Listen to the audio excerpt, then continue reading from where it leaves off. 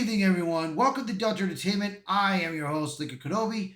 And before we get started, we'd like guys, please hit that like button and please subscribe to my channel. Would appreciate that very, very much. All right, let's get into this. So we got a video of one of the subscribers, one of the streamers, Star Wars Meg. She has shown exclusive on what has been going on with the Star Wars Celebration. We're going to watch that and I'll give you my thoughts. It's going to extend a bit about what I've said about Star Wars Mandalorian Grogu, Starfighter, and I believe she talked about Star Wars Darth Maul, the Shadow Lord. Let's take a look and you guys let me know what you think. So without further ado, here we go. Hello my dear friends, welcome back to another Star Wars video. Oh my goodness, Star Wars Celebration in Japan has just begun, and we had some massive Star Wars movie updates. I'm here to give you the lowdown. It was meant to just be for The Mandalorian and Grogu, but Kathleen Kennedy, Dave Filoni and Jon Favreau were not alone, and we were given a massive information drop, a new movie title, release dates, filming updates, and some new stills. This is going to be a fun one guys, make sure to hit the big subscribe button if you've not done so. This is a strange time for me to be making a video. It's 3 in the morning here in the UK, but the news is so big, I just couldn't wait. So no more jibber jabber, let's dive straight in. So we'll go in the order of the announcements. Kathleen Kennedy and Dave Filoni started out on stage talking about the exciting future Star Wars has on the big screen. Disney Plus was an interesting time period and there is still going to be other shows, but Star Wars is navigating back to the cinema. Now on the subject of TV shows, Dave Filoni says Ahsoka Season 2 is going to begin filming when he returns from Japan. Now I don't fully believe him, I think he means resumes. I've heard from my sources that some primary photography has already begun, but probably not the bulk of it. And then Dave Filoni spoke about movies, and he says Lucasfilm has, quote, crazy ideas for more things to come, so not just what was announced. And then, out of the blue, Shawn Levy was introduced onto the stage, and what a treat. We have a movie title, a release date, a casting update, and a setting for when this takes place in the timeline. The movie is called Star Wars Starfighter. It's set 5 years after the Rise of Skywalker, but it's not part of a trilogy, it's its own thing. And Ryan Gosling is now confirmed. He was a secret guest. He came on stage, hugged everyone, he was so excited, and even shared how much of a Star Wars fan he's been since he was a kid. And we know there are going to be Force users. The hum of a lightsaber could be heard when the title card was shown. Star Wars Starfighter is going to start filming this coming fall, for a May 2027 release date. So I think they're going back to the model of one movie a year. The Mandalorian and Grogu, May 22nd, 2026, and a year later in May 2027, Star Wars Starfighter.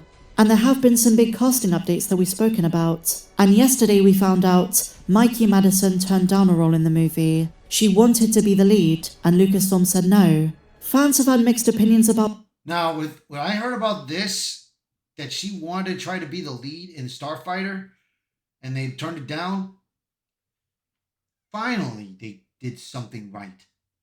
No more girl bosses. Let Shawn Levy do his work. If he wanted to have her star in it, to be the primary star, fine. That's on him. But he wanted Ryan Gosling to star in it. So let Ryan Gosling star. And if this actress didn't like it, tough. She just lost money on that one. But you know, it's like this, bro. This is why Lucasfilm has to start waking up, and they gotta learn, dude, that they don't want no more girl bosses. But it's like I said, as long as you have Kathleen Kennedy in there with her followers, and if they get involved with these projects, bro, it's done. It's officially done. But let's keep going. About this, some expressing that she dodged a bullet, others saying that it's a missed opportunity, but there you go. Ryan Gosling now confirmed, Shawn Levy was there, it's all up and running, they're getting ready to film, and this is set after episode 9. But it's not episode 10, and it doesn't necessarily connect to the Rey movie. I'll be honest with you guys, I'm pretty blown away by this. I'll probably make a separate video dedicated to each of these different news updates, but with this one the possibilities are endless. Having the level of talent and caliber of Ryan Gosling is so exciting, but also how little we know about the project. I have a million theories, a million different thoughts going through my head. I'm just excited to be excited about this. This seems like a movie that's genuinely gonna happen. Given Lucasfilm's recent track record with cancellations, delays, overpromise and overhype, this seems like a movie they're actually gonna make after The Mandalorian and Grogu. But now we can say the rumors were true. Ryan Gosling is coming to a galaxy far, far away. So now onto the big one, The Mandalorian and Grogu. We have a new logo for it. I know the title isn't really too great. It's a bit mouthy, it's a bit long, it's a bit too on the nose, a bit unoriginal, but the logo looks better. The thicker, bolder text, the green, I love it. Jon Favreau then came on stage and shared his hype. And also guys, I think the logo looks amazing in Japanese. And as Dave Filoni said on stage, the Star Wars universe owes so much to Japanese culture. Star Wars at its roots, George Lucas was inspired by Akira Kurosawa, so it was great to see them pay homage. But on to The Mandalorian and Grogu itself. It's taking a lot of inspiration from the original trilogy. There are rumors we're going to see Hoth, and for this movie they built fully functional AT-ATs. They showed behind the scenes photos of TIE fighter pilots, snowtroopers. It looks amazing.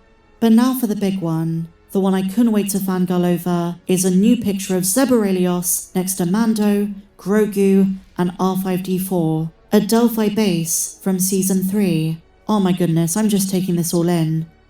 We also have a new still of the Ansellan droidsmiths. They look so adorable. They're in Grogu's pram. But the highlight, the biggest highlight, Pedro Pascal and Sigourney Weaver brought on stage. Pedro, just as he did in the first 2 seasons, is going to play Din Djarin helmetless. Oh yes, helmetless Din Djarin, more of him to come. And Sigourney Weaver... You know, I gotta understand myself. I mean,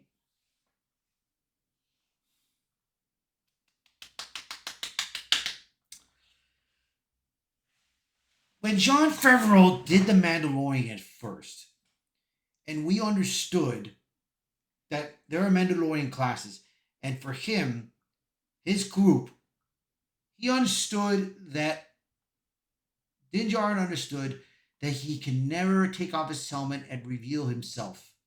He broke the rule one time and everything, and then of course he went in season 3 to get back his code. But then now, when they just said right now that they're gonna have him helmetless, ay yo mio, I'm like, what was the point in season 3, dude? What was the point?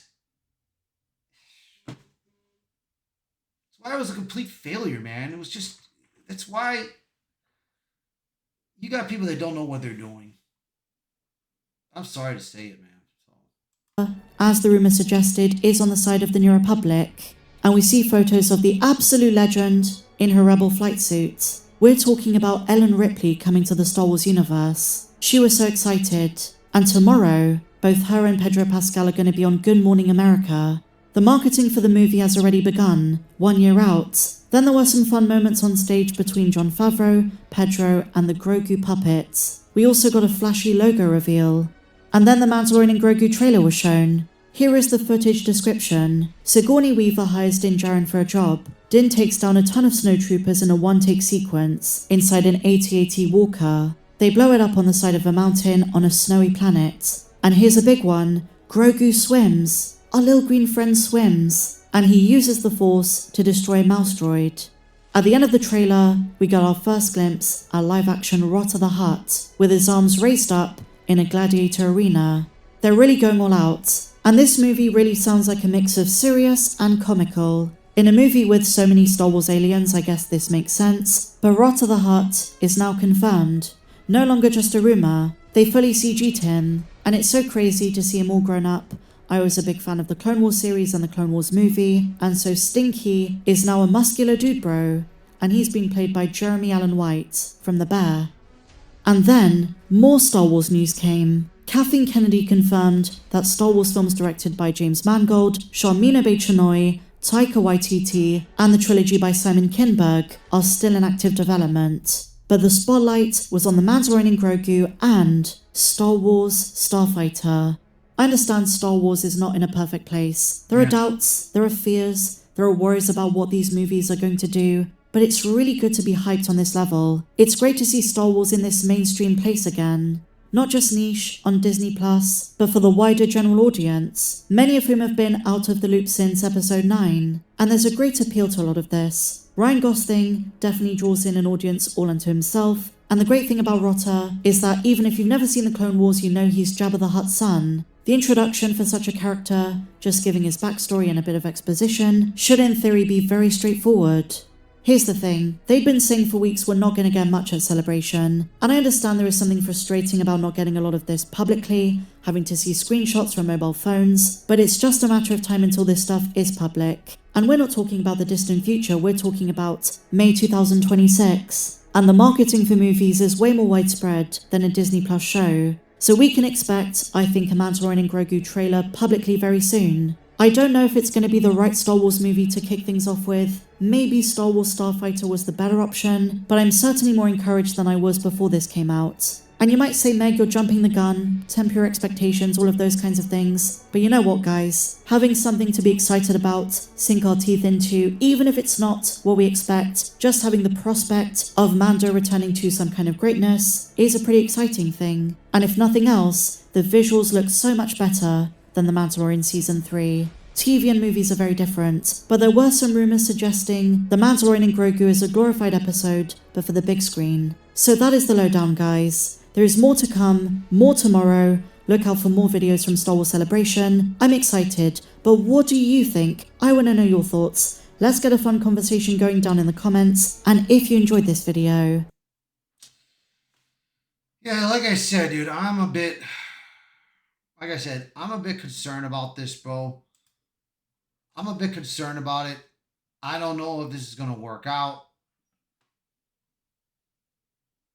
And we got to confirm so far what she said about Taika Waititi, Simon Kinberg's movies in production, in development. Even Shauna O'Bain Joy, hers is in production, and James Mangold's in production. So, but I don't know, man. This is insane, dude. So I don't know if this is going to work out. I'm a bit skeptical. The only thing that I'm going to hope things work out is going to be Sean Levi's Star Wars Starfighter. But everything else, I don't know. I don't know. So we shall see. So that's going to be it for that video. So you guys let me know in the comments what you guys think. So please share this video, post a comment below, let me know your thoughts of that video. And as always, thank you all so much. And I hope to hear you guys. Until next time, I'll see you guys. Bye.